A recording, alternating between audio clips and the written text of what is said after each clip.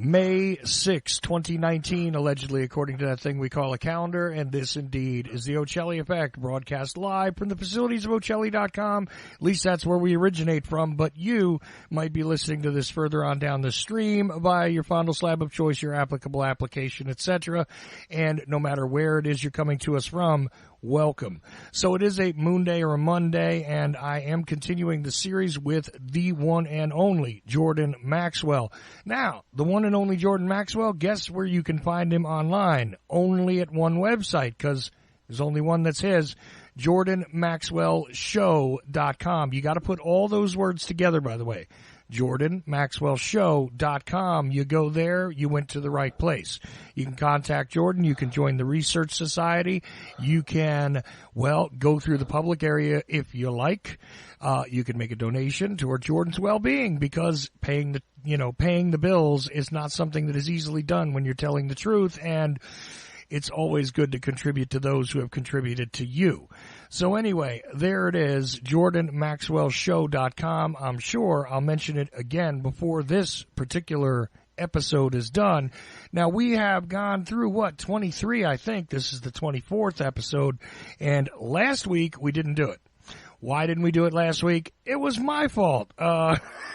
I was quite overwhelmed. There was no way that I was going to be able to do the broadcast last week, and I had to contact Jordan and tell him, yeah, I'm not going to make it. And he was ready to go. I wasn't. Sorry. But I am here this week. Jordan is here this week, and let's find out how he's doing. Jordan, how are you doing tonight? I think okay. I hope I'm doing good. I feel all right, I think. And so we'll see.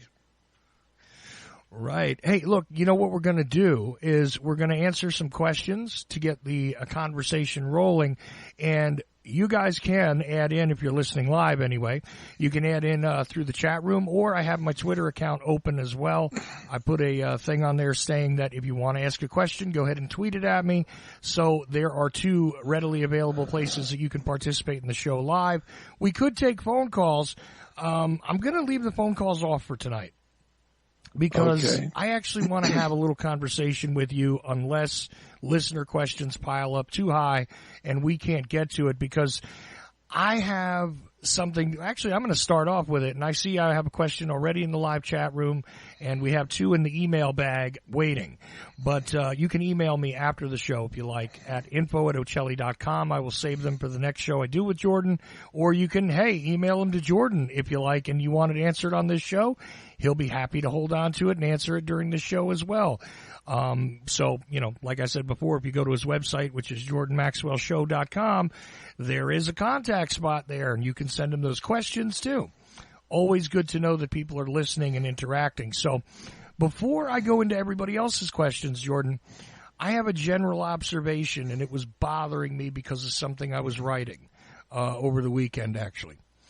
And what it is, I was writing about, a piece of my biography, let's just say. And I was considering the impact that our parents have on us. And, the thing is that when you're a young child, your parents are basically God. I mean, for lack of a better term, they really are. They provide everything to you. They reveal the world to you as much as they wish to. They actually instruct you, and they build a lot of, great things into a lot of great people when they're great people. They build some better and worse things into most of us, and usually it's a mixed result no matter who the parent is, no matter who the child is. We all do our best to raise our children, and we've all been usually raised by somebody who put in some effort. But what's interesting here is a lot of the stuff that is passed on in a religious sense. Not even necessarily listen, you got to go to this church and you got to worship this way and you got to read this book, or you got to go to this temple, or you got to go to this mosque, or you got to, not even necessarily that, but just the general sort of ideas that get transferred, right? The concept of hell and a punishment, and the concept of, well, if you're not behaving well, God is always watching. Now, that's a common phrase that comes out of a lot of parents' mouths, right? Look, if I can lie or I can cheat or I can steal and nobody sees it and I don't get caught, well, then, what is the consequence? Sometimes a parent will say, God is always watching. Now, I find this to be, an interesting thing to talk about, but I don't want to get into it there. I want to talk about what goes on in society once we become adults. Because, again, I observe that there are people that are, in air quotes now, religious leaders who come out and make statements, and they tell you how the world should be functioning. They sometimes tell you what political candidates you're supposed to be backing. They sometimes tell you what political party is right or wrong. They sometimes tell you about things like abortion. They sometimes tell you about things like alcohol or drug use or whatever. And they make these statements to the public with the legitimacy attached to them, simply because there's somebody who leads a church, or there's somebody who is generally thought of to be a religious leader. And therefore, their statements, their ideas, their concepts, their opinions even, are supposed to carry a heavier weight. And I'm trying to find, in my mind anyway, where it is in the biblical text that this becomes part of the reality. The priest class, or those who can remotely sort of rub the legitimacy of being part of the priest class, can then sort of hijack that very deeply ingrained thing that was given to us by our parents, that concept that the representative of God is watching, and making judgments and statements. And I think that this is actually the most dangerous thing about those who have hijacked and been badly taught about religion in general and God in reality, or source, or the higher power, or whatever it is you want to call it. I think that this is highly dangerous because there's a lot of people that act in their own ways to manipulate the masses, and sometimes they're part of a grand conspiracy, and sometimes, just like in any other walk of life, they're really just useful idiots who are doing the bidding of, well, somebody.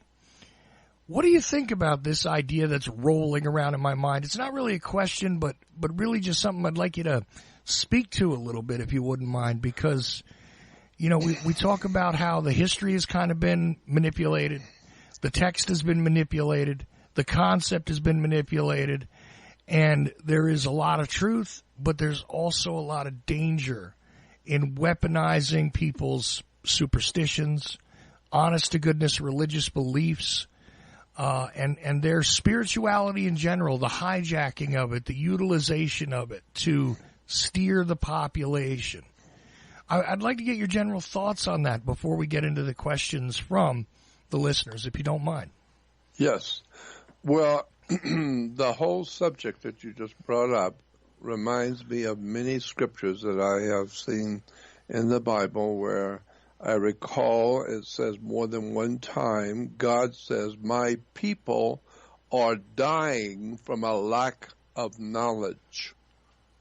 He doesn't say, all the Hindus and all the Buddhists and all these people are dying from knowledge, from a lack of knowledge. No, he says, my people, in the Christian Bible, my people are dying from a lack of knowledge. And then there's another scripture in the Old Testament that says, where there is no vision, the people perish. Or other Bible reference works say, where there is no vision, the people are dying. Well, the scripture says, my people are dying from a lack of knowledge. Why? Because they have no vision. And then we're told in the New Testament that Satan is the god of this world. P as the end of sentence. Satan is the god of this world. And it doesn't say that Satan is the god of this world except for America or except for England. No, Satan is the god of this world, period. End of sentence. And so the blind leading the blind, and both shall fall into the pit. And so what we have today are people who, for whatever reason, see themselves as great teachers, but by their fruits you shall know them, as another scripture that comes to my mind.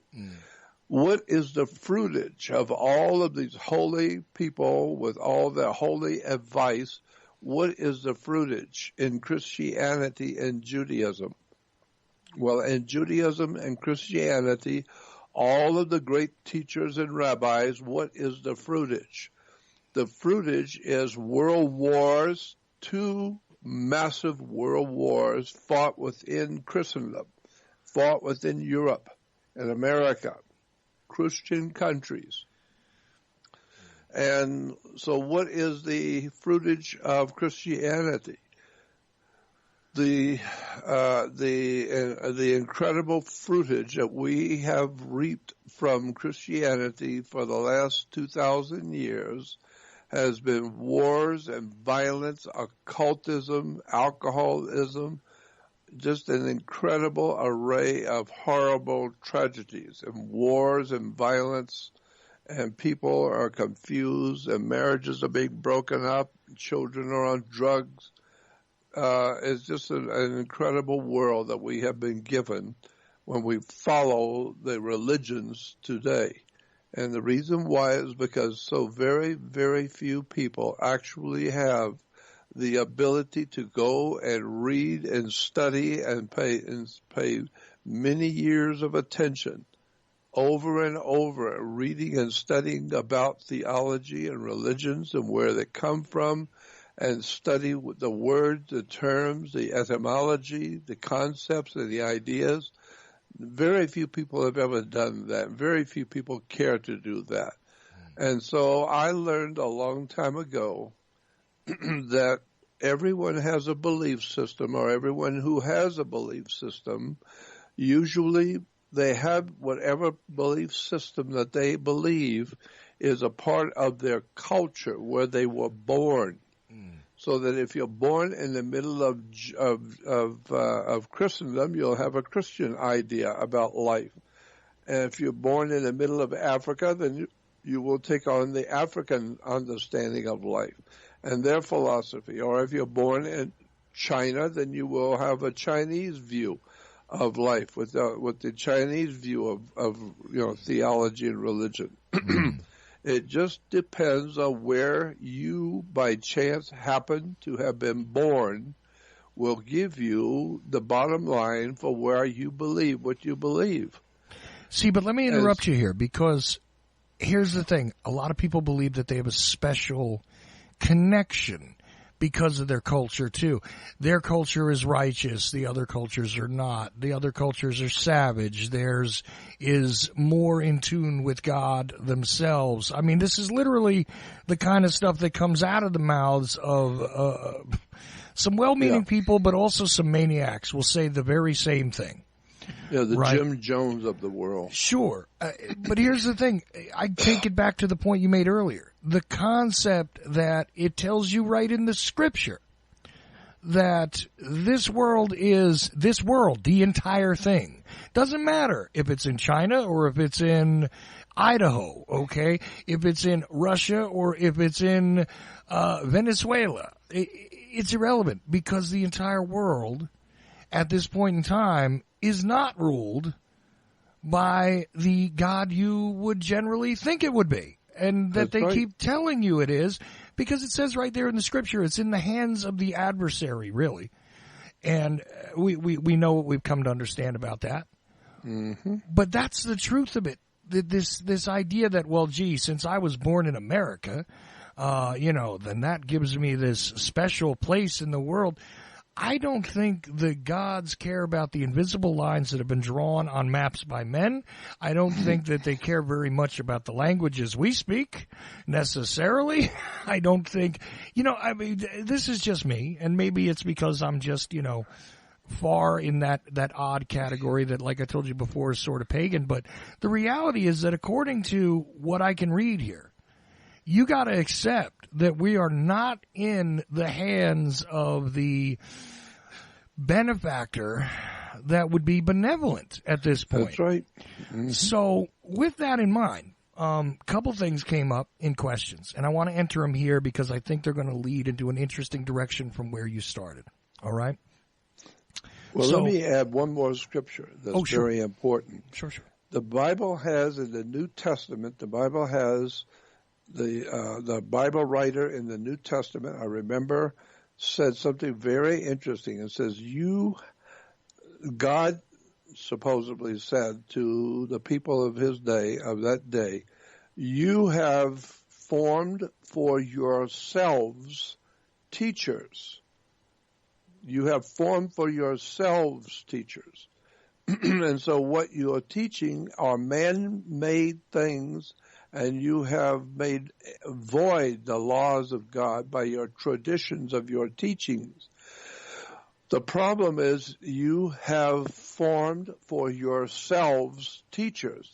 There's where we get in trouble, because we humans get together as organizations, as societies, as people, and secret societies and governmental groups will get together and we will form an idea about what it is that we believe.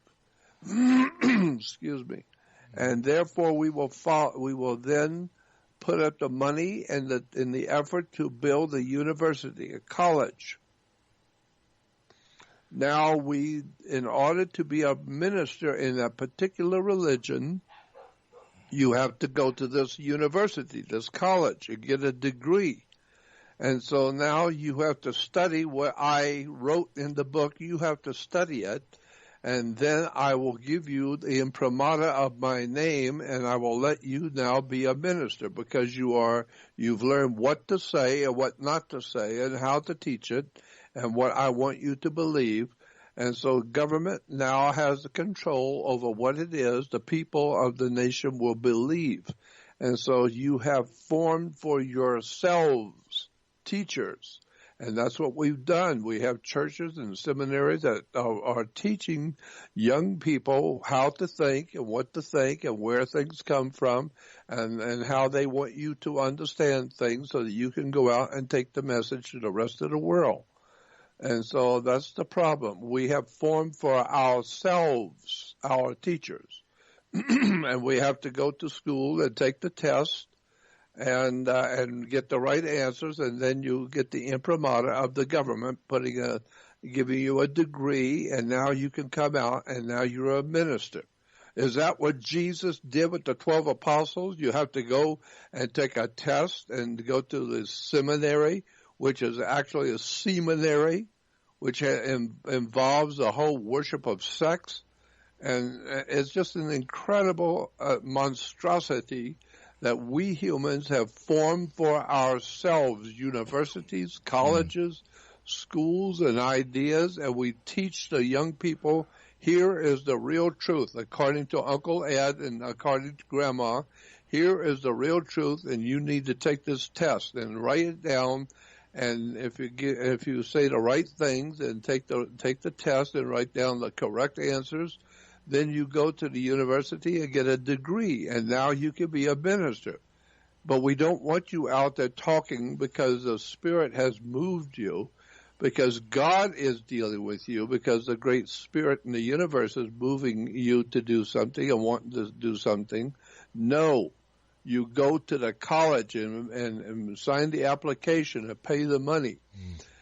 And go into the classroom and shut up and don't get any ideas about what's going on. We will tell you what to say, and we'll tell you what you can say and what you can't. And if you're a good boy and you do what we tell you to do and answer all the questions that we give you correctly, then we'll give you the opportunity to be a minister. Now you can go out and teach the religion, because we have formed for ourselves our teachers.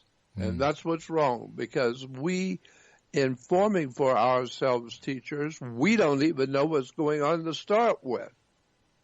And yet we have come up with the best we can come up with as ignorant and ill-informed, unread, simple-minded creatures.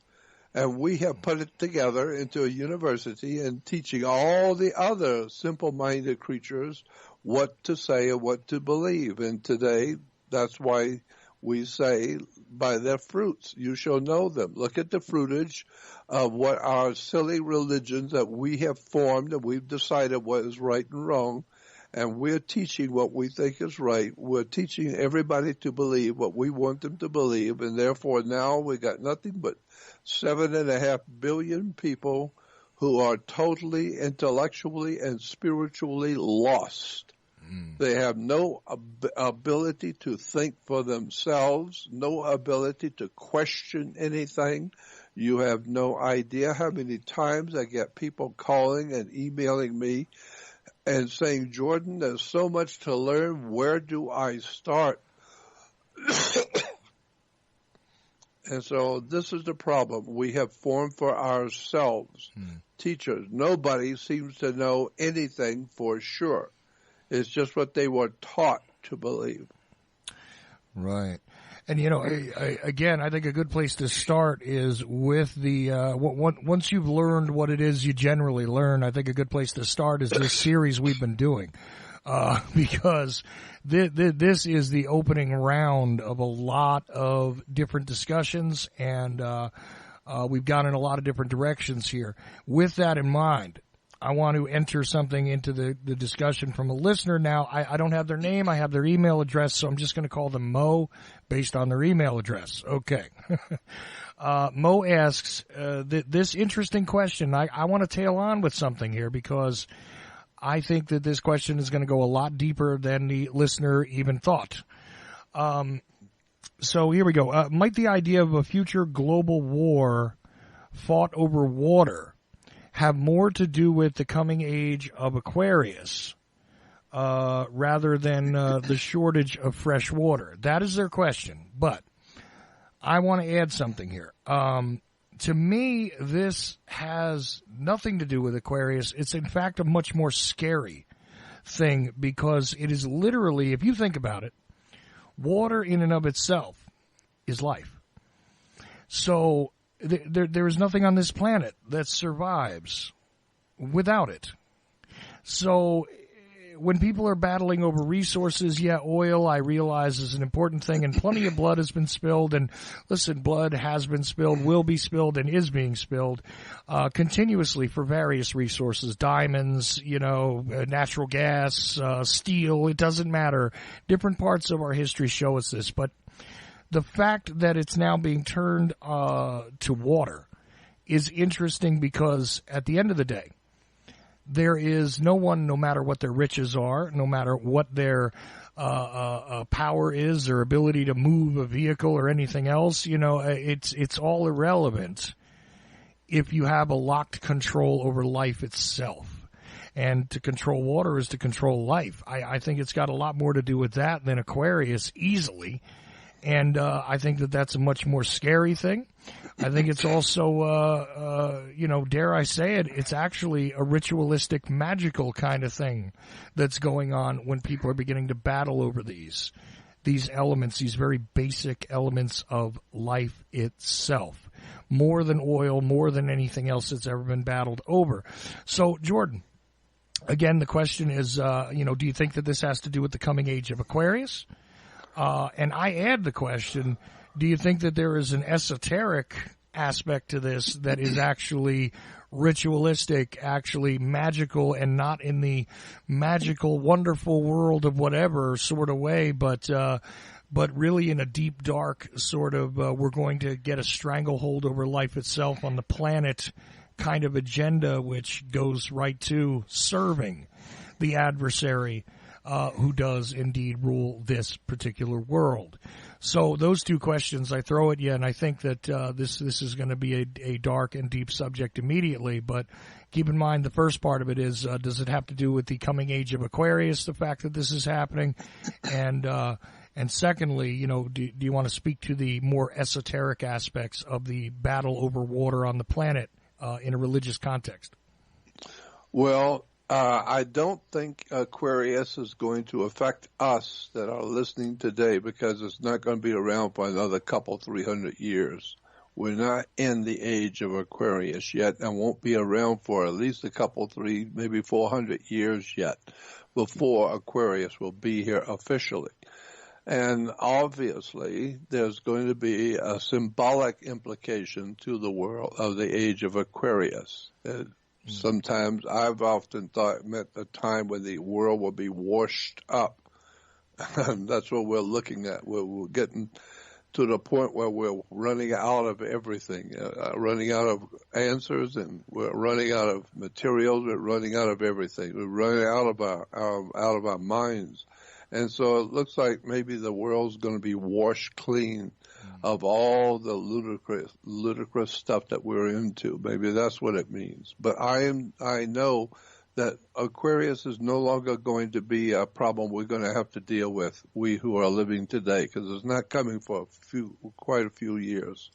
Because you've got to know, where did the other astrological signs begin, and where was the one just before us? The one we're in right now is Pisces. Well, in order to know when Aquarius arrives officially, you have to know where did Pisces, the one we're in now, where did that age officially begin? And so each age is 2,150 years long. Well, if each age is 2,100 years long, when did Pisces begin? The age of Pisces with the 2 fish, which is the age of religion. Well, we've been involved with religion and churches and faith and all of that for the past 1,600 years, since the founding of the Catholic Church 1,600 years ago, and the Vatican. And the age of Aquarius, it seems to point to the fact that age of Aquarius officially began about the 4th century AD. That's what the best I can come up with, the best evaluations I have seen. That makes sense to me, is that Pisces began around the 4th century AD, in our time, in AD. And so you count 2,150 years from the 4th century AD, and that puts us at the beginning of the age of Aquarius in somewhere around 2,400 something. Well, we're in 21, so we got about 300 and some odd years to go yet. But this is the dawning of the age of Aquarius. This is not the age. This is the dawning of the age. That's what the song says. And why do we call it the dawning? Because the sun has not risen yet in the age of Aquarius. It hasn't come up. The stars on the eastern horizon are not in Aquarius. They're still in Pisces. Right, and we talked at length about the dawning of and the idea that there are effects before you can actually see the sun when the dawning is occurring. So this isn't literally when the sun is up. That's right. When you're talking about dawning. And the thing is that when you put it together here, and you say, okay, 4th century, that means that when the calendar read about 300 is when this happens. So if the calendar's reading 2000 now, that means the calendar's got to read 2400 in order to even get there. But in all fairness, the listener did ask the coming age. Does it have to do with the coming age of Aquarius, which, in a relative sort of way is soon to happen, but hasn't yet happened, obviously, like you said. So do you think that has anything to do with this battle that's going on over the resource of water at this time? Well, I think maybe that has something to do with it, but I'm also interested in the fact that all financial institutions of the world of mankind operate under something called maritime admiralty law. Maritime admiralty law is referred to in law as the law of the sea, the law of water. And that's why we say money goes through your hands like water. No, money is water. And so Aquarius is a sign of the man with the water pitcher pouring water out into the earth. So it seems there was an incredibly important book put out on this subject by a professor in Texas. The name of the book was called Fire and Ice. Get it if you can find it. Fire and Ice, and I think his name was Professor Flowers. Professor Flowers wrote a book called Fire and Ice, and in it he talks about the coming age of Aquarius and ties it, connecting it directly to the Brotherhood of Saturn, or the powers behind the world revolutionary movement of Adolf Hitler and the Soviet communism, especially with Adolf Hitler and the Germanic peoples of the world, and shows how this whole idea of the coming of the age of Aquarius is not going to be very pretty. It's not going to be happy. This was the kind of stuff Adolf Hitler was preparing the world for. Well, if that's the case, then you have to know it's going to be an incredible world we're going to live in, because Adolf Hitler realized that there was coming an age of Aquarius, and he was preparing the world for that. And so what happened to the earth during the Second World War, well, that's what's going to happen to the earth in the coming of the age of Aquarius. It's going to be very, very different than you think it is. It's not going to be some happy la-la land imagined by spiritual people who think the age of Aquarius is going to be so wonderful. No, go back and read the book Fire and Ice by Professor Flowers. In it, he talks about how there's going to be a lot of strange connections to that age of Aquarius with other astrological signs implicated in it, what it really means it's going to be like, and what the world's going to be like when it hits the age of Aquarius. And it's a very powerful book, Fire and Ice.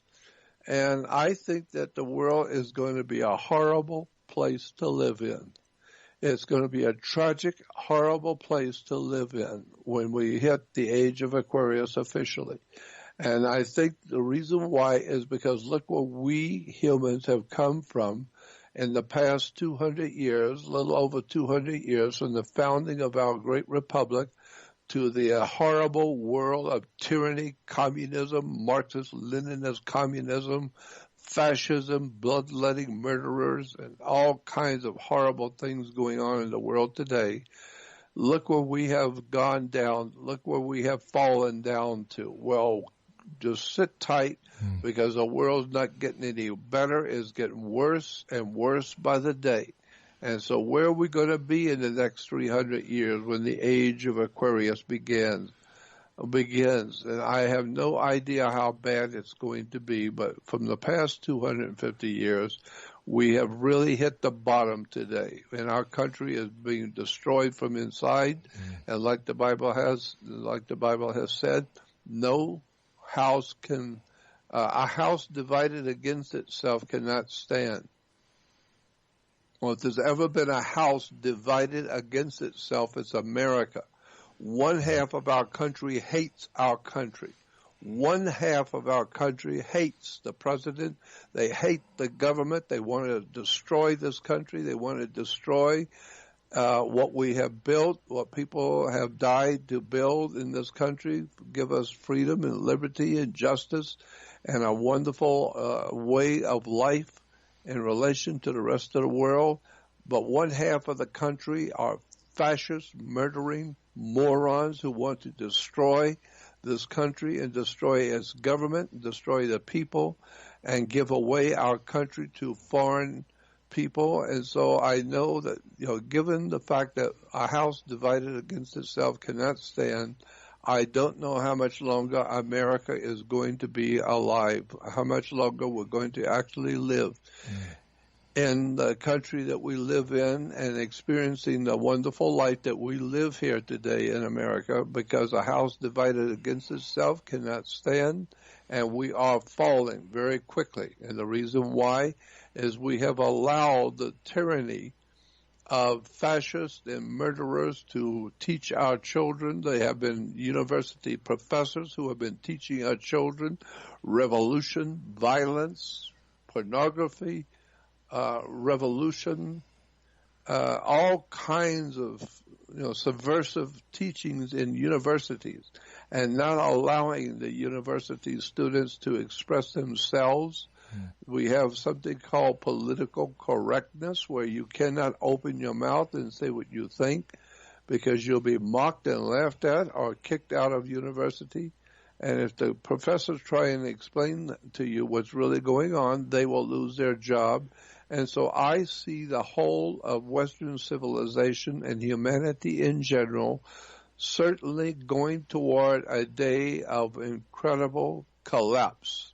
That's where we're going. That's where we're heading for. A world collapse is coming, and we cannot continue to do the things that we've done and view the world the way we view it, and promoting the bloodshed and the violence and the crap that we are in education and universities and entertainment, movies, all the pornography, violence, sex and drug rituals and religion. We're not going to continue. Something is going to happen to the world of mankind. And I know, and I can feel it coming. I know that we're coming to a place where we're going to collapse. And when we do, it's going to be a horrible situation. And God knows how it's actually going to look and what the world is going to look like in the age of Aquarius. But from what Professor Flowers wrote in his book, Fire and Ice, it's not going to be very pretty. If you start looking at all the accompanying information in astrology, is that the age is coming is going to be a very, very seriously, incredibly bad thing coming for us. We are heading down a wrong road. And it's just too bad, because I know that most people have no idea in the world what I'm talking about. But our future is very, very dark. Right. And you know what the thing is that the intentions of what was laid out with this country are honorable. The problem is that, in my estimation, I am often seen as somebody who makes a lot of statements that sound like I would like to see the place destroyed. That's not true. What I would like to see is the cancer dealt with. There is a cancer on this entire nation. There is a cancer on this planet.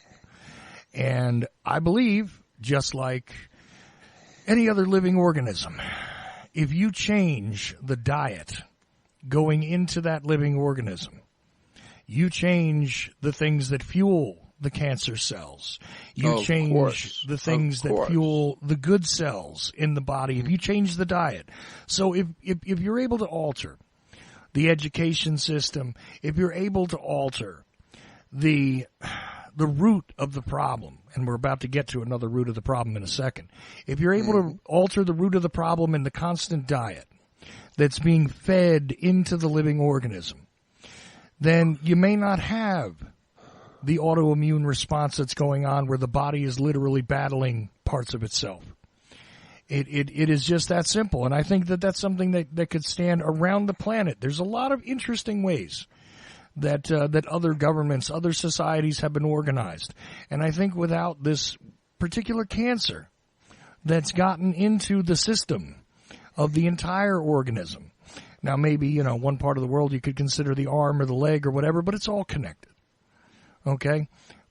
If we can figure out a way to deal with the cancer, there's a possibility it's turning this back around. But if not, the results will go just like the cancer ravaging a body. And that's the way it is. I mean, the way I see it. To go to one of these roots of it is another question. From a listener who's actually in the chat room and sent an email. And this is about the city of London. Yep, London is in the middle of this mess. They have caused most of it. Like I said, one of the roots of the problem, right? Also, there's a comment here about maritime law, and quite frankly, I think that should be a standalone episode where basically I just throw the subject on the table and let Jordan run with it to explain it and to get people into the idea that the application of it as it stands now and as it used to stand, and give a historical sort of perspective of it. I think that should be done on a separate show, Jordan. What do you think? Okay. I think you're right, because it will require at least a couple of hours of uninterrupted, where I can just start from one square and work out and walk right through it, because they're saying, look, I've heard a lot of different things about it, but I don't necessarily understand the basics, and I would like to hear about that more. So I think we'll save that for a future show. And again, it ties right into what it is we're talking about, and it's kind of interesting to me too that we're in the age of Pisces, and just in a literal sense, there is a genocidal movement against the very symbol of Pisces that's going on the planet right now. In the oceans, there are many species that are being entirely wiped out by nuclear waste, and by the plastic industries, and the oil industries, and all of these corporate entities are really at a breakneck pace, at an alarming speed, destroying species after species of aquatic life. I find it interesting that the age of Pisces may indeed be culminating in the absolute death of the ocean. And, hate to be a doomsayer here, but the fact is that if the ocean dies, everything else on this planet will go with it. You can bet on it. I don't think people understand that, but that's something that needs to be recognized as well. Now, on to the City of London, because again, I want to give most of the time to the listener questions here. Let's see. Consider discussing the City of London specifically. What is it now? This comes from. Let's see now. Erman is, I believe, the way this name is pronounced. If I mispronounced your name, I apologize, but I believe your name is pronounced Erman. Anyway, the question here is, okay, I'm not sure if this has to do with religion. The City of London has always been influential world events. Okay, basically, why is the City of London a separate thing from London, first of all, but also they cite a bunch of interesting things, and they sort of saw a video on it that has them asking a lot of general questions. For instance, the Queen herself cannot even enter the City of London without an alderman apparently with her. But the Queen actually is utilizing the King's office, by the way. The Queen is not on her own authority a monarch. She is in the office of the king, actually. And by extension is then allowed, the king is not even allowed, or the office of the king is not even allowed in the City of London without an alderman with her. I don't know precisely how to explain this, but the City of London and its role, I guess, in the religious structure, in the political structure, in the separation, the symbology of it, in general, I think is something that you could probably tackle for a little while here. I do also mention that I've done shows on what's adjacent to the City of London, which is rather interesting as well, because there has been a lot of massive ritualization of the land there that we call Great Britain or England or whatever. But meanwhile, the City of London is separate from London, and it's actually a separate entity unto itself. Maybe you could sort of explain that.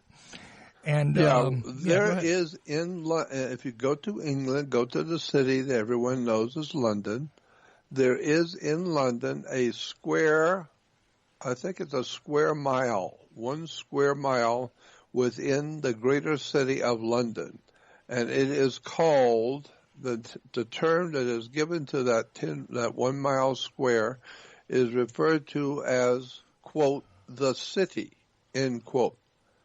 And people in London know what that means. So when you say, if you're living in London, you're going to go into the banking area where all the international banks are, you're getting up and you're going into the city of London. And so there are two cities in England. One is called London, which is the big London, or the Greater London. That's the city everybody in the world knows of and thinks of. And then there's a 1 mile square within inside the city of London that's called the city, period. The city. And the city is a 1 mile square of all the international banks of the world. All the banks of the world have their home offices and their major connections within that 1 mile square in London. So all of the banking going around the world is going through the city of London, that 1 mile square. It has nothing whatsoever to do with the greater city of London where the people live. That has nothing to do with the greater city of London. The people have nothing to do with that 1 mile square. It's a privately owned by the people who own that 1 mile square of banks are referred to as the Crown. So the Queen of England has nothing whatsoever to do with the Crown. There are colonies around the world that England owns, and they're called English colonies. But there are certain places in the world that England has nothing to do with. They're referred to as crown colonies because there is no connection whatsoever between the English Queen, the Queen of England, and the crown. The word crown is referring to a very powerful secret society of Freemasons. They're called Knights Templar Freemasonic Order. They're a Freemasonic order out of England. They're referred to in England by people who are on the inside. They refer to the secret society of Freemasons as the Crown. And they own everything, period, including the Queen. She must go on her knees once a year. She must go on her knees before the secret society of Freemasons in England and bow down on her knees and ask permission to open up Parliament, to open up the government of England. She must go on her knees and go before the Lord Mayor of London, the 1 mile square. And she must ask permission to open up the government for the year in England. And where does she go on her knees? She goes to the Crown. She goes to that secret society of Freemasons in England that's referred to as the British Grand Lodge, the British International World Illuminati Grand Lodge that controls not just that 1 mile square of banks, but the banks themselves throughout the world are actually put there by the Crown. Has nothing to do with the royal family. The royal family are useless and worthless. The people who run England run the world, and they're referred to as the Crown. The Crown. The Crown is a secret society of Freemasons. And that Crown colonies and that Crown banking is also the people who own and operate what we call the Federal Reserve System in America. The British Crown Freemasonic Order, the secret society of Freemasons out of England, run America. They run the Federal Reserve. They print your money. They print your dollar bills. They print and organize your banks. And ultimately, not only your banks, but your money. And your money also, they control your religions, your churches, your synagogues. Your whole entire life is ruled by the people, the secret societies called the Knights Templars, who were the people who run the 1 mile square in London called the Crown. And so that's why you're having all the horrible stuff going on, because there's nothing you can do about your situation in America. You can cry about it, you can complain about it, you can see all the corruption, but there's nothing you can do about it, because the secret societies of Freemasons in England, named and by name, are referred to as the Knights Templars. The Knights Templars control the entire inhabited earth and the flow of money. That's why it's called a 1 mile square. It belongs to the crown, and they call themselves the city of London. And that's why, incidentally, in the Bible and the book of Revelation, and the Bible talks about when the demons who run this world say that we are a city. It says in Revelation, I am a city, and I have a kingdom over the kings of the earth.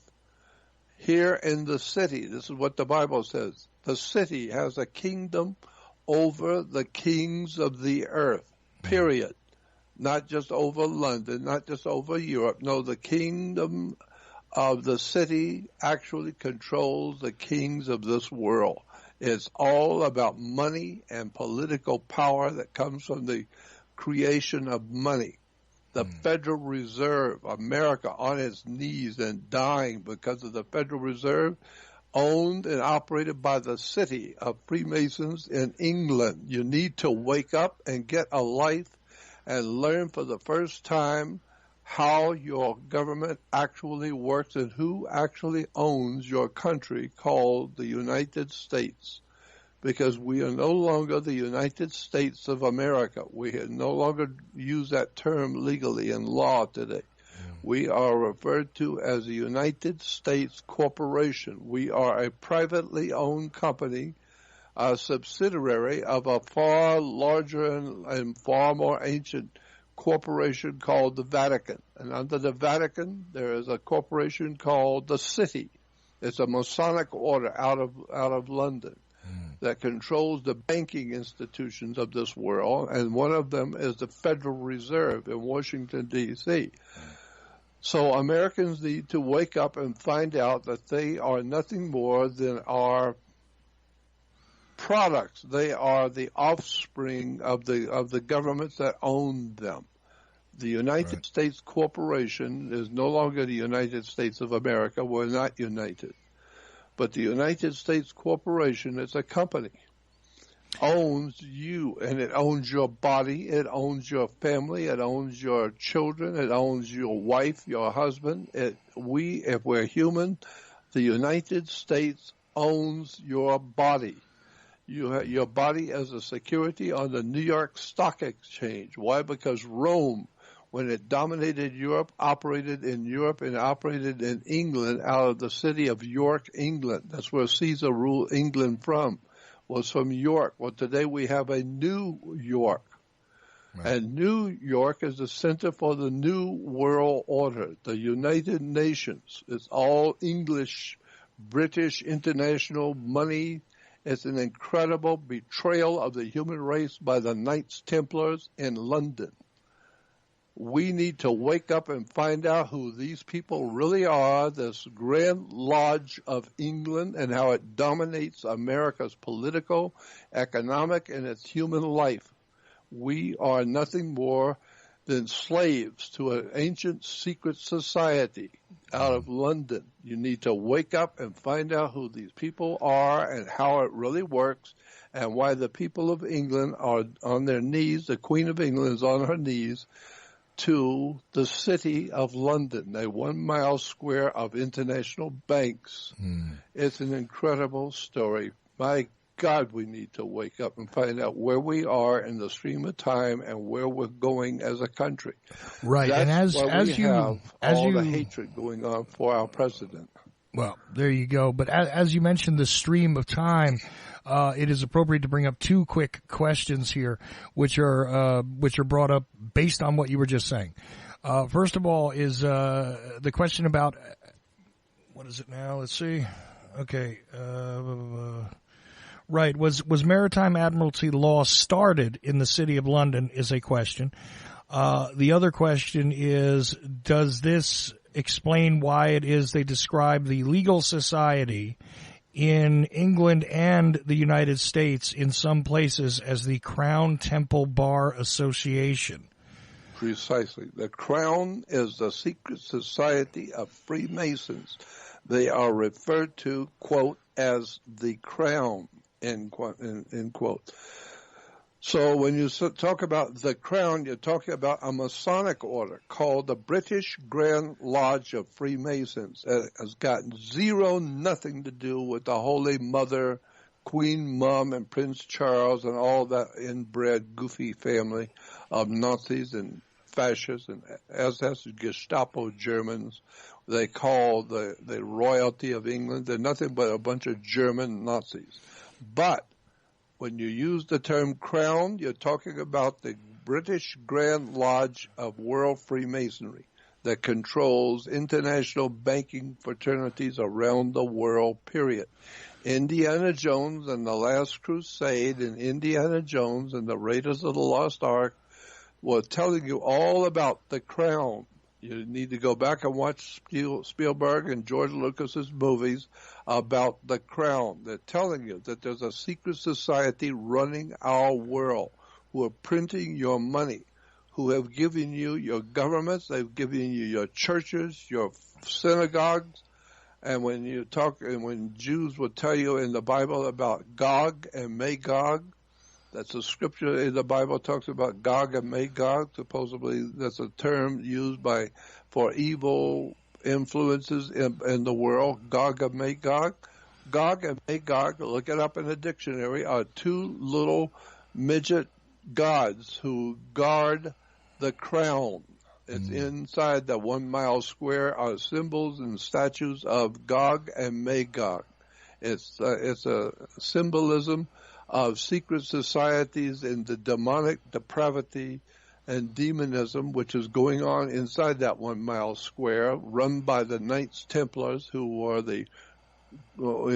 running behind the scenes and financing Adolf Hitler, financing the Communist Party, financing world revolution. With the international banks of the world, it's an incredible story that you need to wake up and start doing some research on the British crown and what does it mean. Crown does not mean anything with royalty. No. It's a secret society of Freemasons who run the entire financial structure of the world behind the scenes, and they're misleading the whole human race into a total concentration camp where there will be no longer any freedom, liberty, justice, or any ability to speak at all. They're shutting everybody down. They're shutting down people who are trying to, and America is the last place where the freedom to speak is now under attack. They are shutting down people like me who are trying to wake the people up, because the crown, that 1 mile square of international banking elites, do not want this kind of information out. And I'm doing the best I can with nothing to try and wake America's people up to what's really going on with the Federal Reserve and the British Crown and the Knights Templar Masonic Order. My God, we need to wake up. Absolutely true. Now, we're going to go to a break, but maybe in the next hour we'll actually get into that, because that's fascinating to me, the roots of the phrase or the composite word demagoguery, right, or to be a demagogue. This is pretty interesting to me because, quite frankly, I've often asked this, and I never bothered to ask you about the term Gog and what it actually means, but it's really fascinating. Also, we have another question that'll be added into the next hour, and that's related to some of this symbolism in the iconography of Christianity. But any other questions that you guys have, feel free to drop them into the chat room or to tweet them at me during the live show. If not, email me, info@ocelli.com. I will save them for the next time I sit down with Jordan.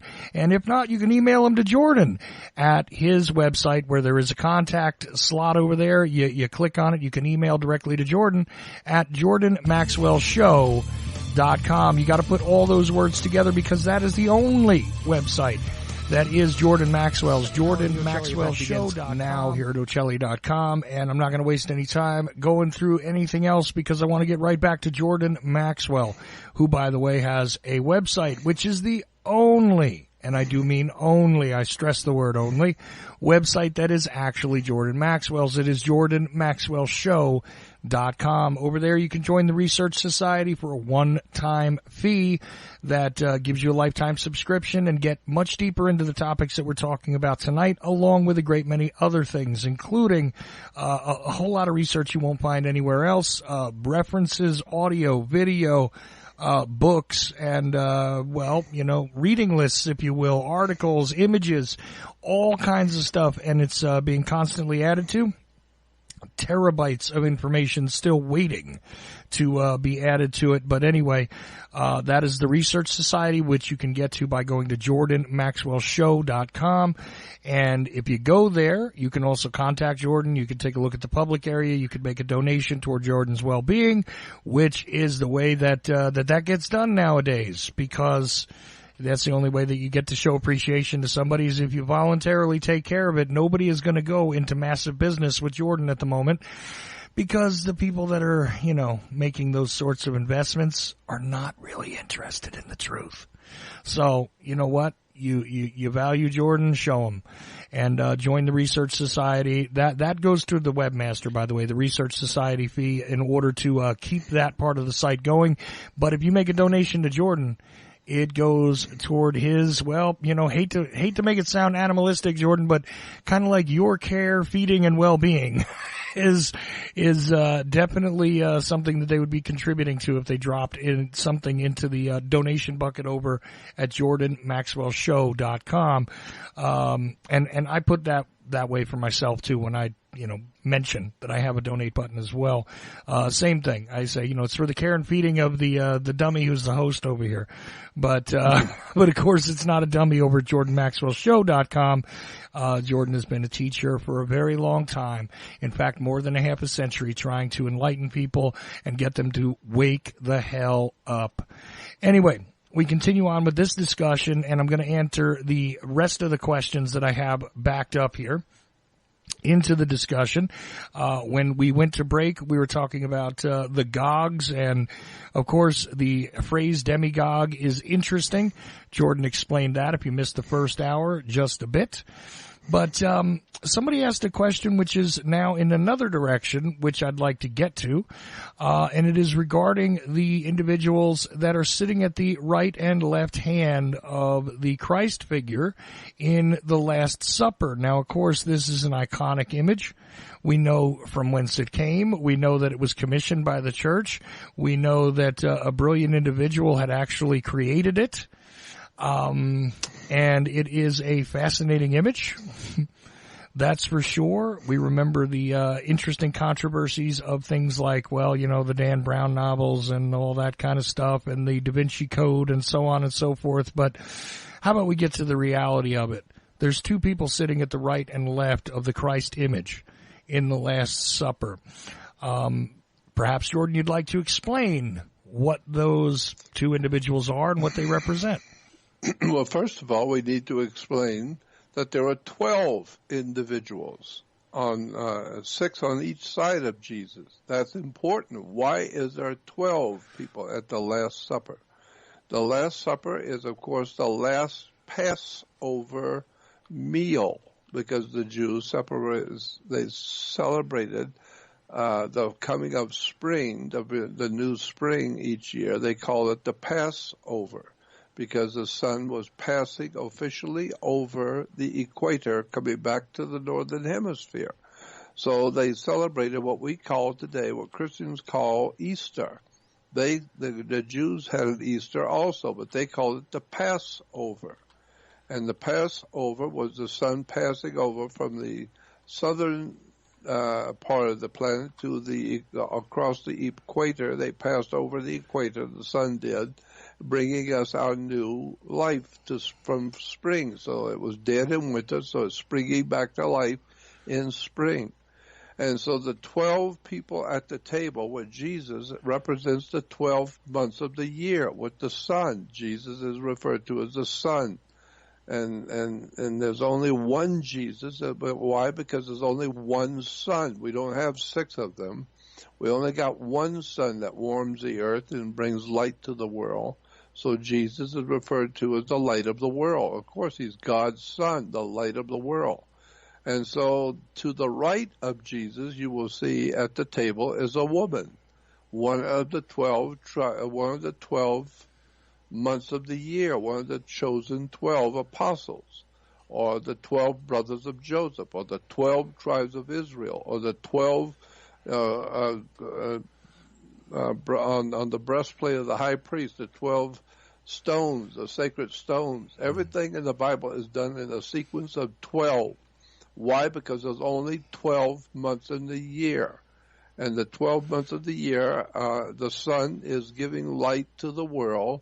And so, therefore, the last Passover meal will be in the age of Aquarius for us.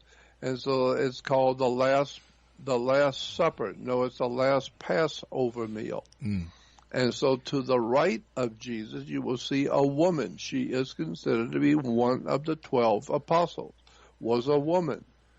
Why? Because the 12 apostles represent the 12 months of the year, or the 12 signs of the zodiac. And one of the primary symbols of the zodiac is a female symbol, and it's called, the female is called Virgo, the virgin. This is why Jesus is said to have been born of a virgin, because spring was always represented by Virgo, the constellation in the zodiac called Virgo the virgin. So naturally, one of the guests at the Last Supper would be Virgo, the virgin, Jesus' mother. And so Jesus is born of a virgin. No, Virgo. The virgin is Virgo, the constellation of Virgo, as one of the 12 signs of the zodiac. And so the one on the right, you will see is a woman, which is Virgo. I don't have the picture in front of me, the picture of the person on the left. But you will see all 12 are divided into 4 groups of 3.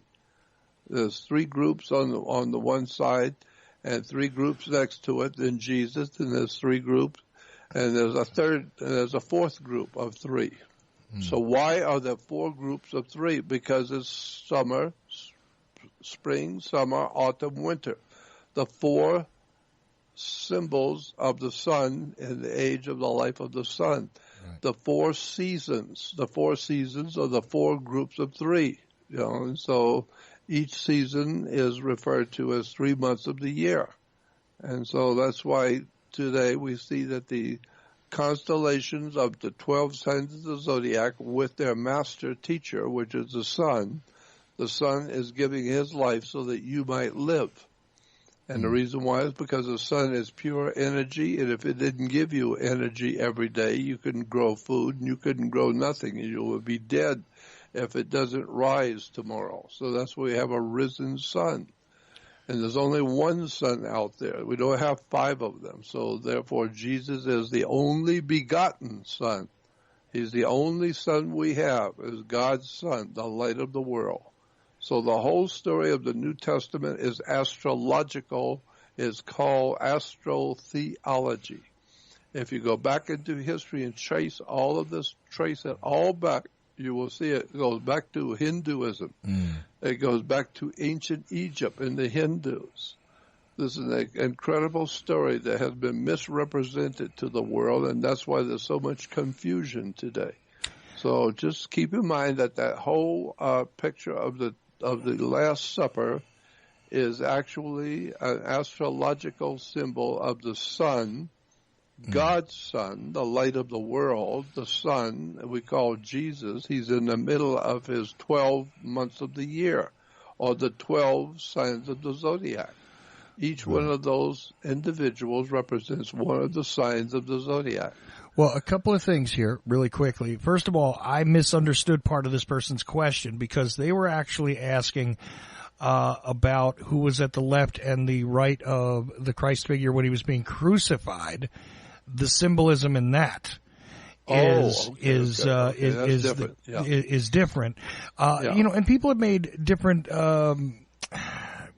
different concepts available out there, like this is a Passover Seder, which I agree with.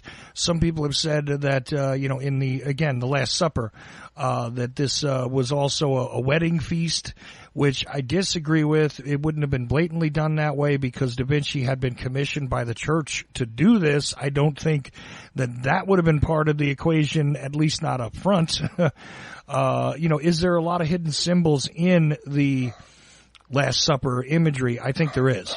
But yes, but that's not what they were asking about. Actually, they were asking about the who's on the left and the right of Christ when he's being crucified. First of all, second of all, just as a comment here, which is not a question, but that Art wanted to let you know that he's really enjoying the Research Society, and that the new info that was added is great, and it's amazing, and please keep going with the Research Society over at JordanMaxwellShow.com. But again, the question which I misunderstood was the symbolism involved in who is at the left and right hand side of Christ when he's being crucified, if you don't mind.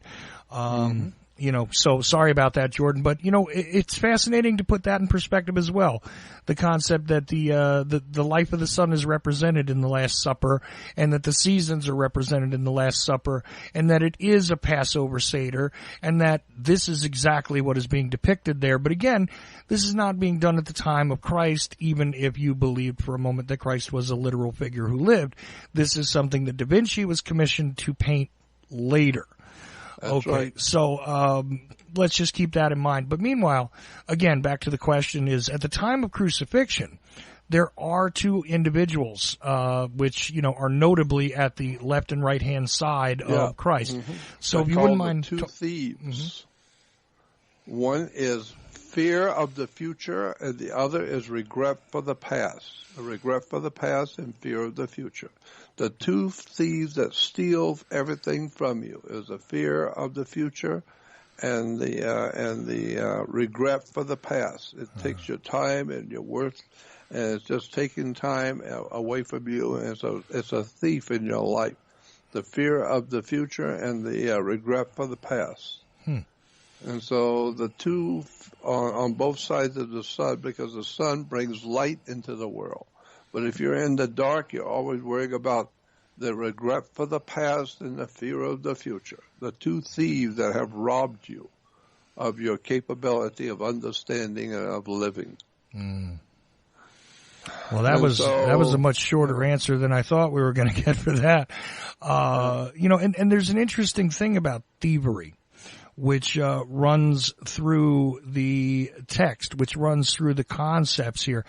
Even the legend, right? The gypsy legend, if you will, about, the reason why gypsies, this is one of those weird things, right? The gypsy legend of the boy who steals one of the nails, while Christ was being crucified. There's this concept of like just thievery, so to speak, and then the thievery that is, based on the adversarial way that the world is running, really. Why are you concerned about what's in the dark if the same thing is in the light that is in the dark? Well, it's because you've been given to fear that. And like you say, when you're not on the sun, to the left or to the right, either direction you go in, you can find if you are not doing things within the light, so to speak, right? Mm-hmm. If you go too far right or left of it, you find yourself in the dark, and you find yourself maybe literally restricting yourself, even in a psychological, emotional way, by regrets of the past or fear of the future. These two things will restrict your actions, will take joy from you, will take you away from the light, which is at the center of the imagery. So it makes perfect sense to me, Jordan.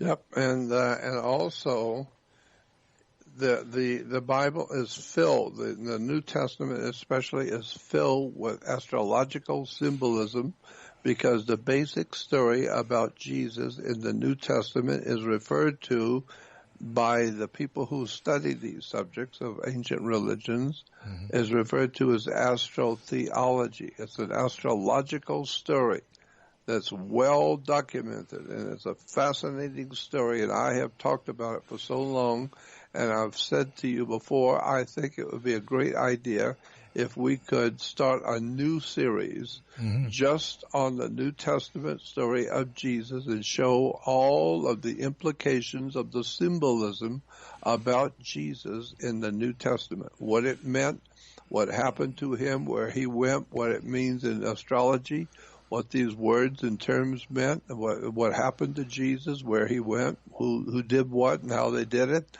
and show how it connects to astrology.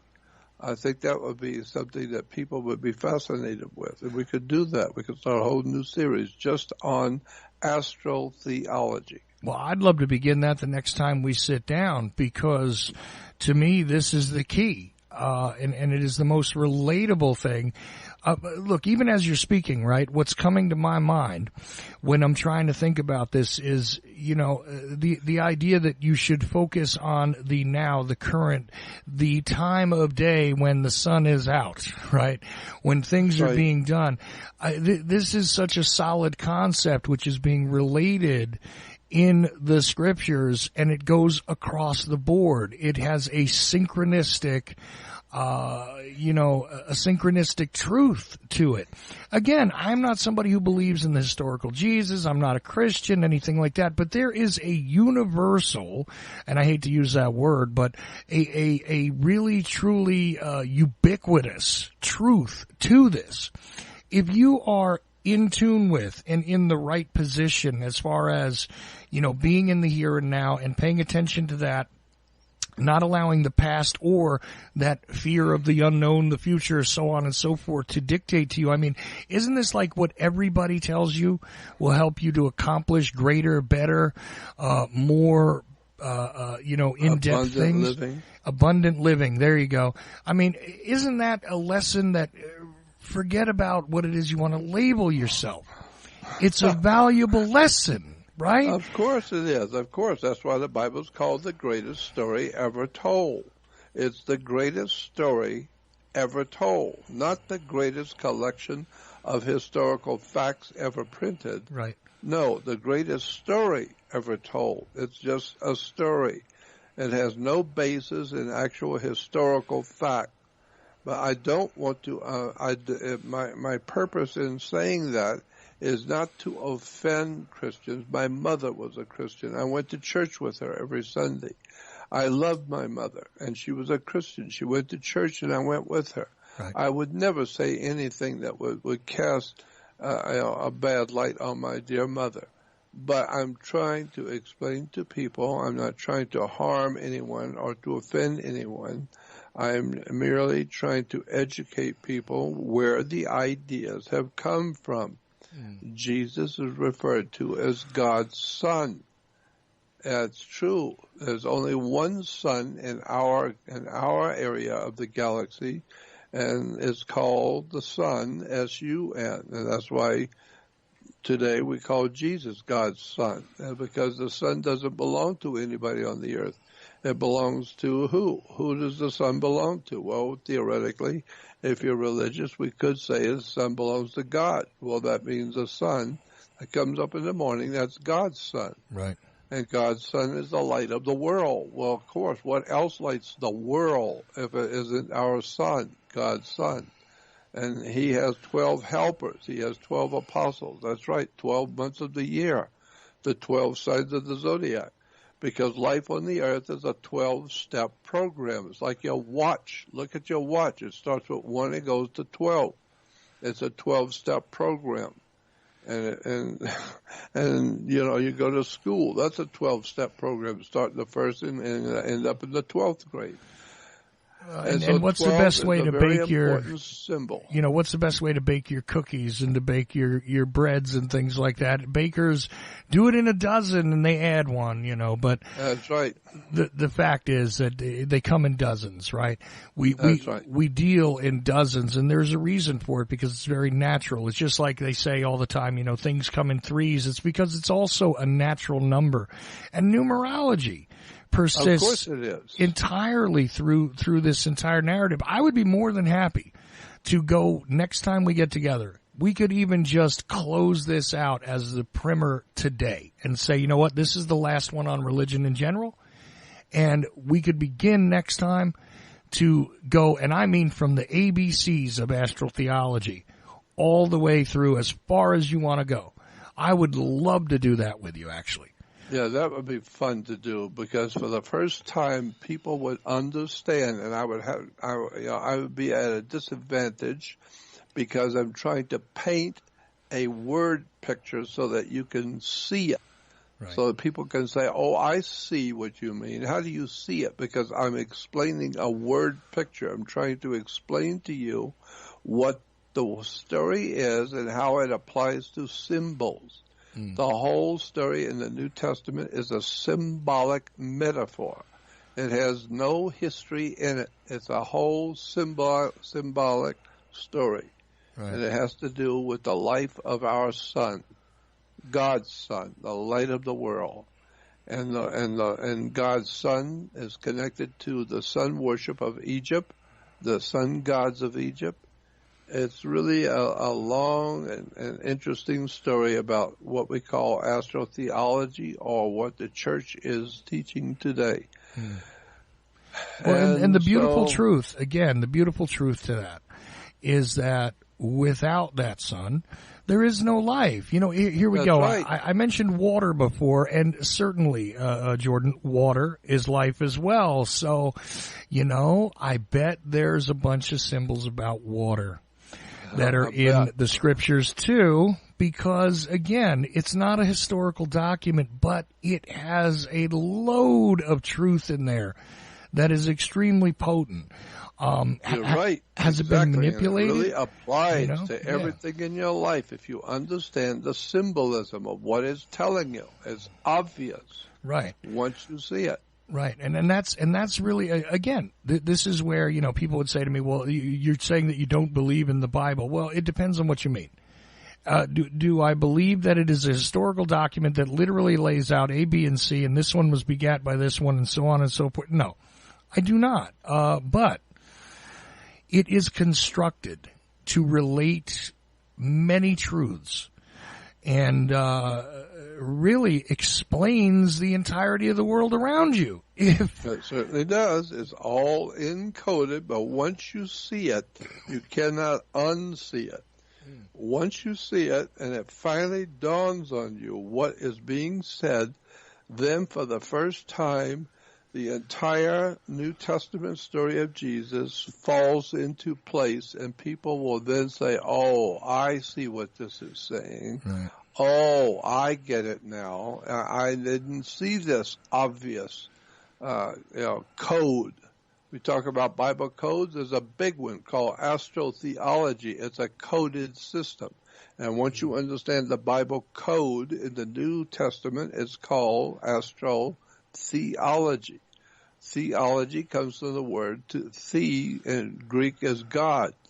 Theo is God in Greek, and so ology is the study of. So if you're going to study about God, it's called theology.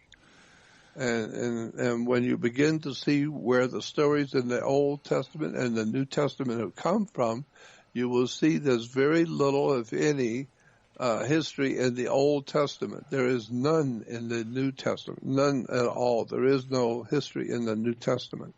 There is a astrotheological encoded symbolic story, and it's right in front of you. And once you spiritually, with your spiritual eyes, finally see it, then you will say things like, oh, I see, it just dawned on me. Yeah, dawned. Yeah, the light just finally came into my darkened mind, and I've been in the dark all my life, but now I see what you're saying, and it just dawned on me. That what you're seeing in this New Testament story of Jesus is an encoded, spiritual encoded story about the sun and the life of the sun in our solar system. Well, and it tells you the story of you. Well, here's the thing that I think is missed quite often, because I do a lot of different subjects on my show, right? And religion is not something that I focus on very often, quite honestly. I've done it a lot with you. but there are very few people that I will sit and have this discussion with. because it usually ends with somebody retreating into whatever it is they have always believed, and they shut themselves off from thinking. And that's the end of it. And I don't want to participate in that. I don't want to sit here and argue, and I don't want to go through things where, we have to discuss because this is my position, this is your position, and that's not what this is to me. What is really fascinating is, and I don't think I've ever said this anywhere, but I want to see what you think of this idea. And maybe this will make a lot more sense if we do begin a new series on astrotheology at this point, because here's what it does. A lot of people will say, well, I'm not even interested in religion. I'd rather hear about politics or news. Let me tell you that to understand the way that this works, to understand these symbols one by one and how they fit together into that greatest story ever told, believe it or not, it will begin to let the tumblers fall into place on the many locks that you think are in front of the other symbols that are all around you. The symbols on your money, the symbols in your government. Why is it called this or that? Why are government people also described as ministers? Why are they servants? Clerics. Why are clergy called clerics? And clerks. Because they're doing clerical jobs. You see, there's a reason. And I think that beginning with astrotheology, you could begin to decode if you can get your mind wrapped around it in a significant enough way. Not you, Jordan, obviously. But I mean, if you're listening, if you can get your mind wrapped around this and really begin to internalize it and begin to see beyond the code, I think that it would literally unlock all of the rest of it. That's what I think. That's what I've been trying to do for so many years, is to just explain simply. I'm not trying to offend anyone. I have the highest of respect for people who care about their spiritual life and want to do what is spiritually right in their life, and so they join a church believing that's a spiritual thing to do. I have the highest admiration and the love for good people who want to do what is right and trying to do the best they can to live by some sort of a spiritual guidance. And so I'm not trying to offend anyone. What I'd like to do as a teacher is I'd like to show you where the ideas have come from. That's why we go to school, to learn about electricity and mathematics and geography and science and all the world of knowledge that we need to live by. You go to school so you can learn how to read and think. Mm-hmm. This is what I want to do for the world of theology. And I've said this before in your show. I'd like to reform Christianity according to the old way. The scripture talks about go back to the old way. Mm-hmm. And we know that we've taken the wrong road somewhere. A long time in history, we've taken a wrong road somewhere. And look where we are today. We're in a mess.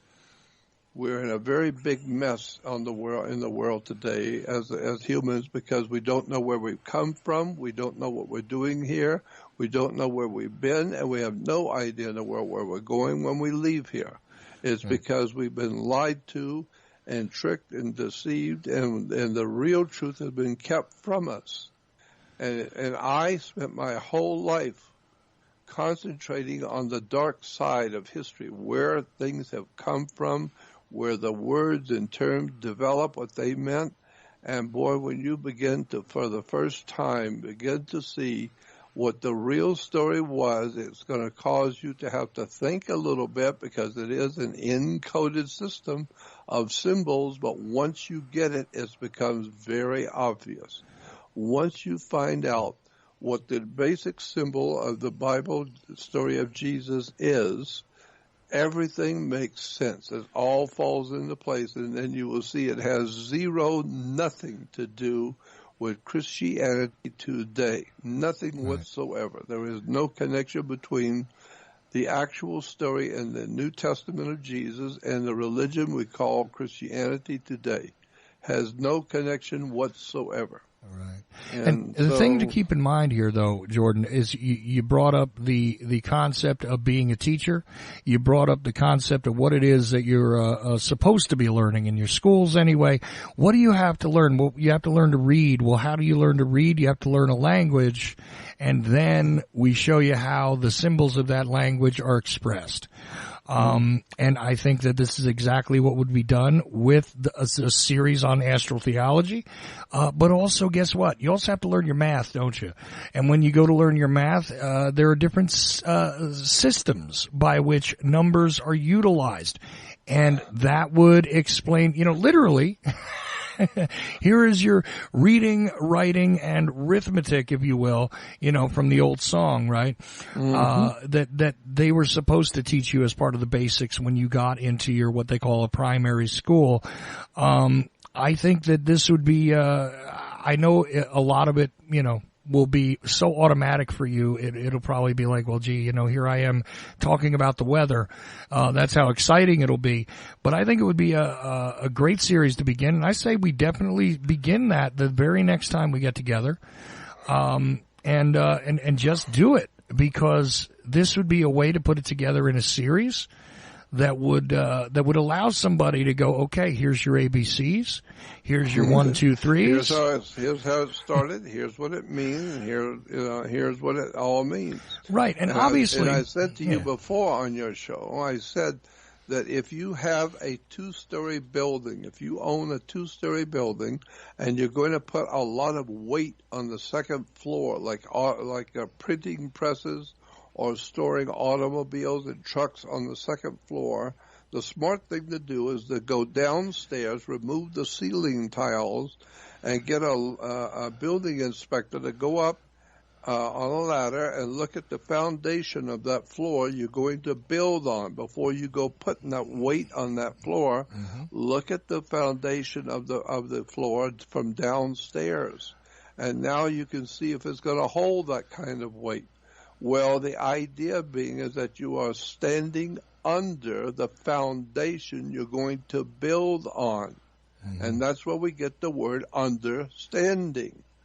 If you don't stand under what you think you understand, you don't understand. You're just standing on the floor, but you have no idea what you're standing on. And I've given you another example. If you're going to mail a box across the country, a box to a friend, you're going to mail something to someone, you go in the garage and you get some thin rope and you will tie up the box and take it to the post office and mail it. And that rope will probably suffice. If it's just a rope, you're tying up your box. But if you're going to take that same rope and go up on the top of a 10-story building and tie it to something on the top of the building and going to hang your life on it, you're going to hang off the side of the building 10 stories up on that rope, well, now you better go back and check the integrity of that rope you're hanging your life on. You better understand the value of that rope, and if it can hold your weight, you better understand.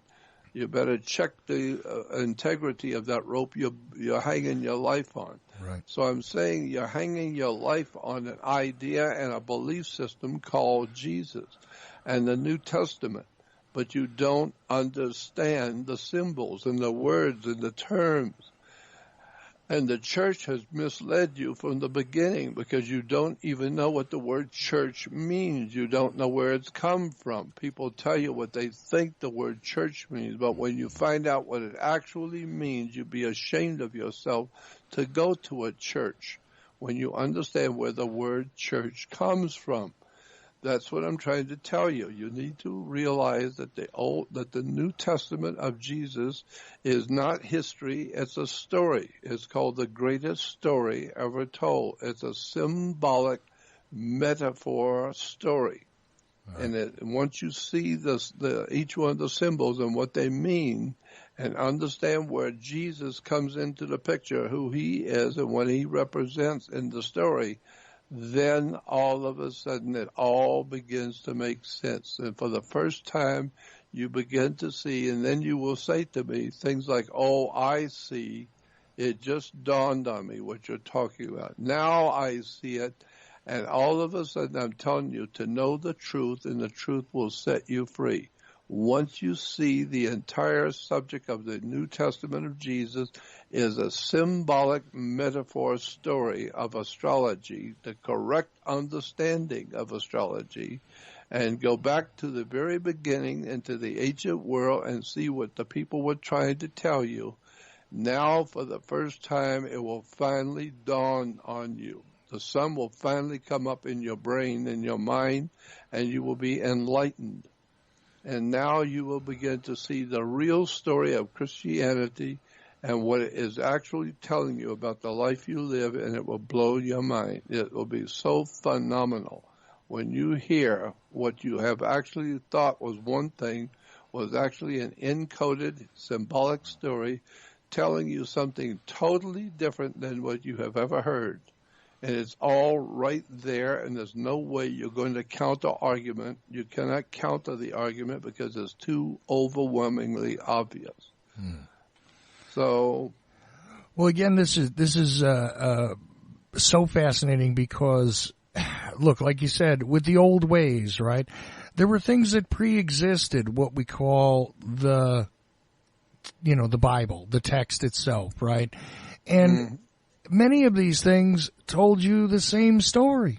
Of course it did.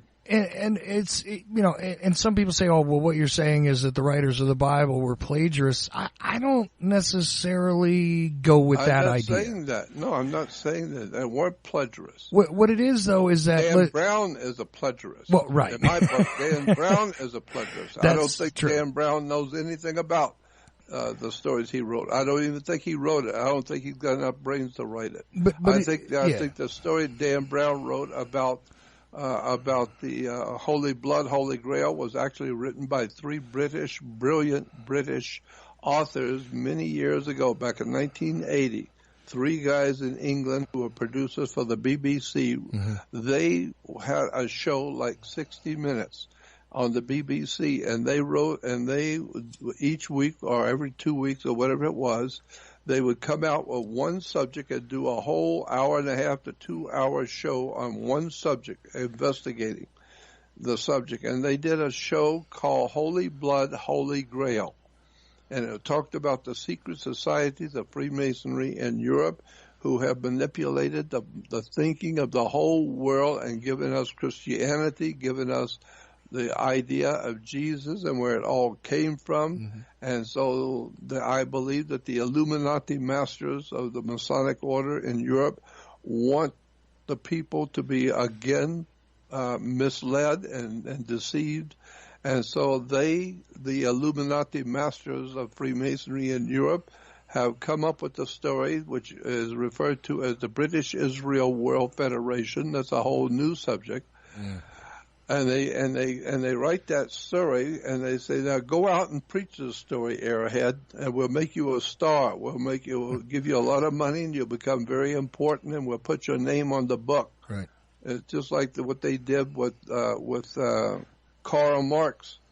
The people, the Masonic order in England, they wrote a book called Das Kapital, and they put then they wrote another book called the Communist Manifesto.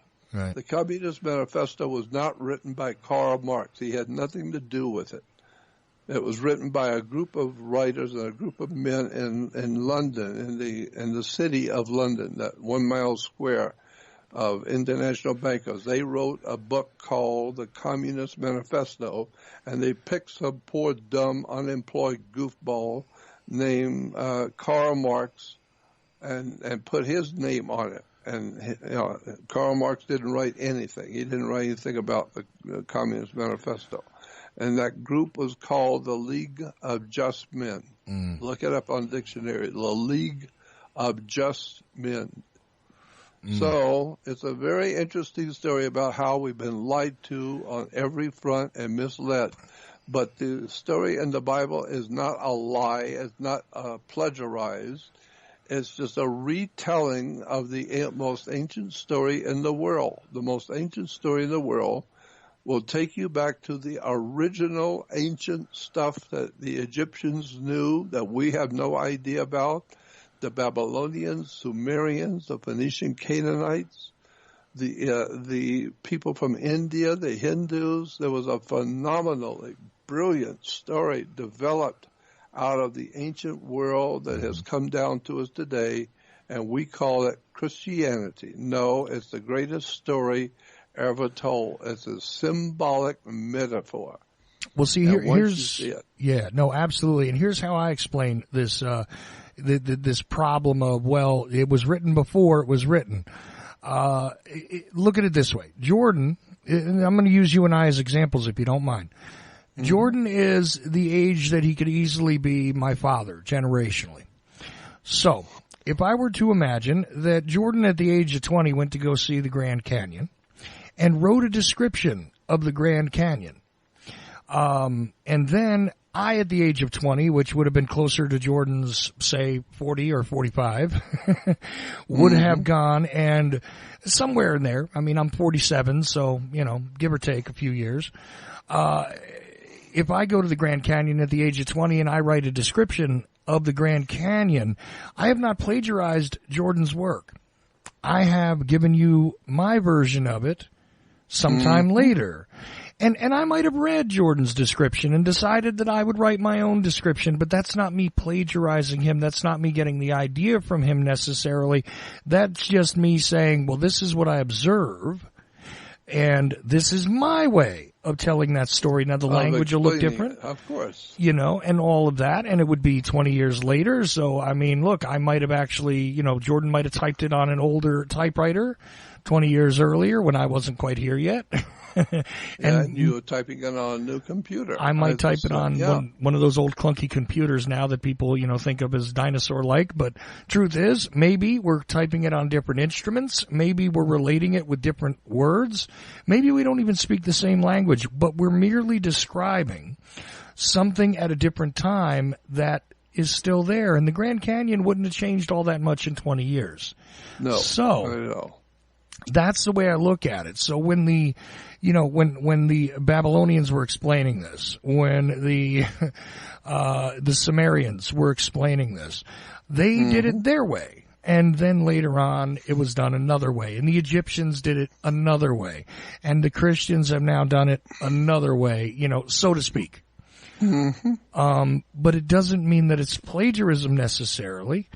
It simply means that it is something that is being observed by different people at a different time in a different language. Period. So, and they're trying to explain it their way. Right. So and that's especially today with Christianity, we have been taught by other people what it all means. It's called the church. The church has taught us what Christianity is all about.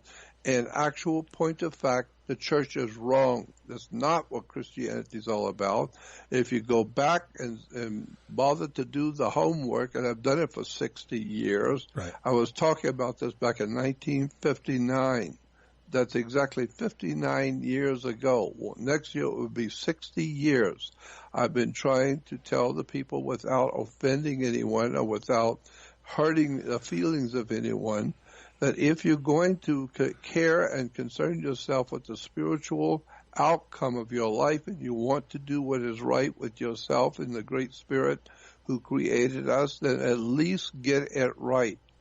At least before you leave this world, understand the greatest story ever told. The greatest story ever told, we call it today, the story of Jesus. No, there was no Jesus, but it is the greatest story ever told, not the greatest collection of facts. And once I start to lay out from step one, the first story about Jesus, and begin to lay it out for you, it's not going to take very long for it to finally dawn on you what I'm talking about, and then you will be able to go back in now and read the New Testament story of Jesus, and it all makes sense. Now it all falls into place.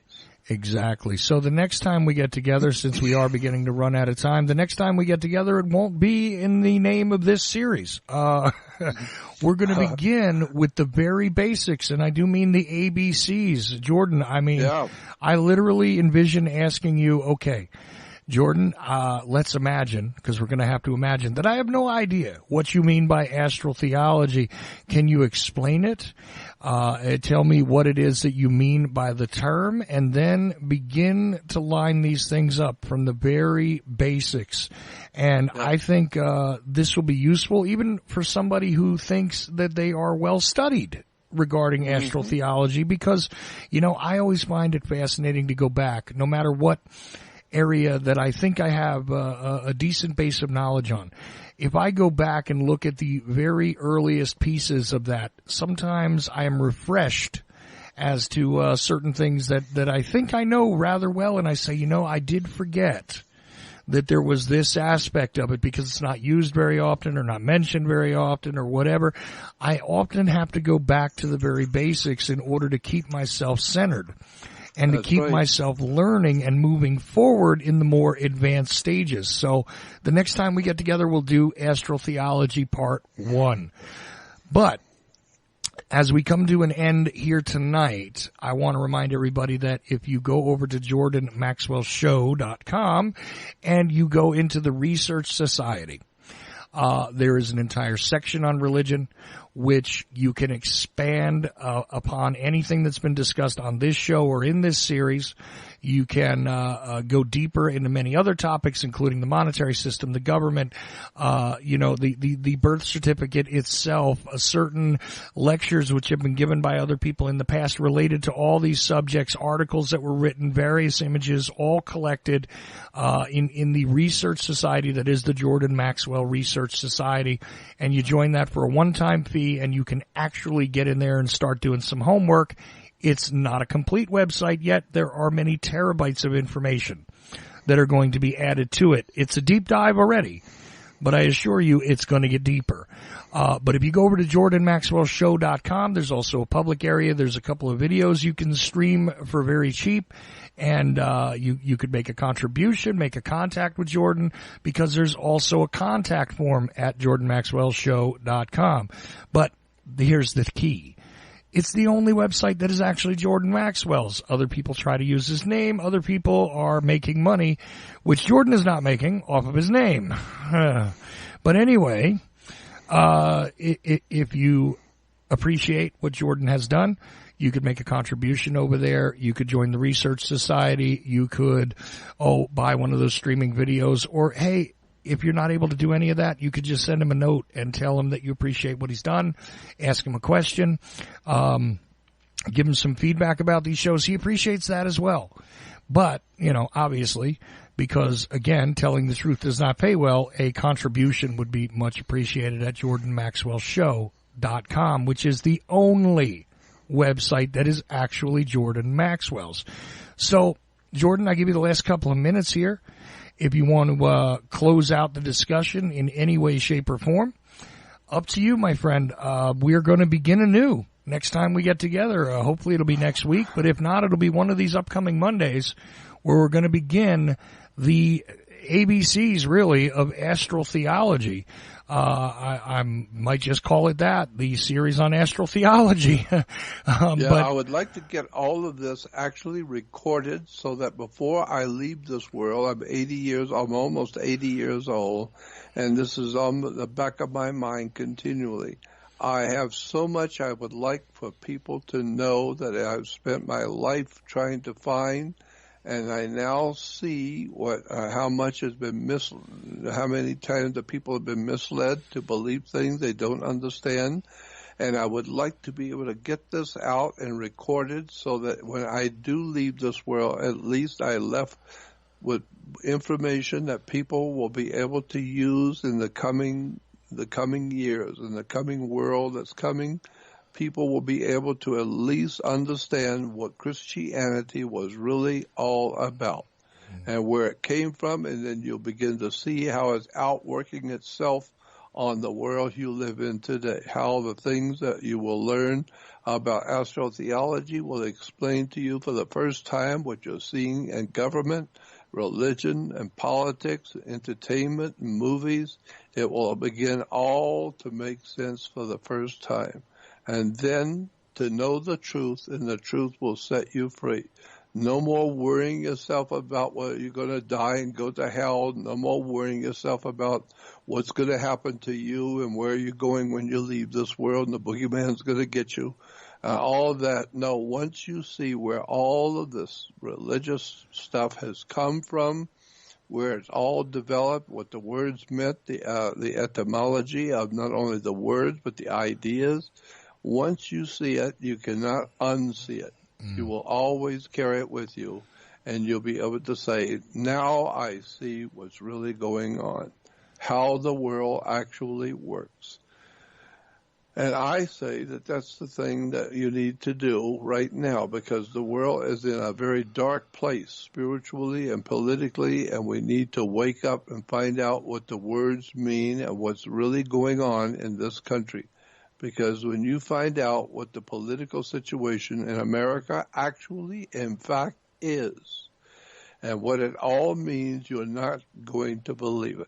It's going to be so startling to you when you find out what has actually been going on in this country since before the turning of 1900. It's been going on in America, and you didn't know it. No one told you what was going on, why America was founded, what the words meant and what the symbols meant, and why you have all the trouble and the confusion and the chaos today is because you don't know what happened years ago. And I can help you to, for the first time, go on my website to Jordan Maxwell Show, join my research society, and I'm almost 80 years old.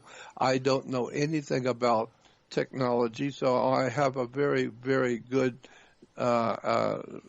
webman, but there's only so much he can do in any 8-hour day, and he's got his own life to live, but he's helping me. And so go on my website to Jordan Maxwell Show, join the Jordan Maxwell Research, and you will begin to see for the first time what I'm talking about. When you go on my research society, you will see pictures and documents and all kinds of interesting articles about the world you live in that you've never been told before. And I want to thank you again, Chuck, for giving me the opportunity to talk to the people. Well, I thank you for being the teacher that you are, and for really providing people with the chance, the opportunity, if you will, to begin to decode what is around them. Because whether you want to believe in it or not, and I don't mean you, Jordan, I do mean the listener, whether you want to believe in the symbols or you want to believe in the order which has been, apparently erected all around you, it is irrelevant. It is there. And the symbols and the relativity of what it is that you're discussing prevail as the driving force behind so much that people do not understand. And again, it's because they didn't check the foundation. Like right. You were explaining. And, we're going to do that when we go forward with the Astrotheology series. I'm going to consult with you about how it is we're going to begin there, but I think we have an outline already. I want to thank everybody who paid attention and decided to listen to this series. I know there's a lot of you who have gone from episode 1 all the way to now, and I do appreciate what you guys have done. I hope that you will also join us for the Astrotheology series. I believe it is the logical next step, as you do, Jordan. And again, I really appreciate all that you have done. It has certainly had a grand influence on me, and I am more than pleased to participate in this with you.